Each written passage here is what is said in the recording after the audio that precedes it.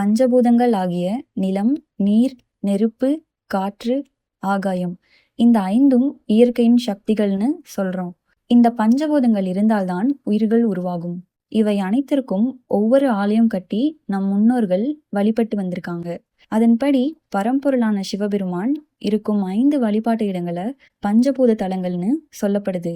சிதம்பரம் நடராஜர் கோவில ஆகாய தலமாகவும், திருவண்ணாமலை அருணாச்சலேஸ்வரர் கோவில அக்னி தலமாகவும், திருவானைக்காவல் ஜம்புலிங்கேஸ்வரர் கோவில நீர்த்தலமாகவும், திருக்காலாத்தி காலத்தியப்பர் கோவில காற்று தலமாகவும், காஞ்சிபுரம் ஏகாம்பரேஸ்வரர் கோவில நிலத்தலமாகவும் வழிபட்டு வந்தாங்க.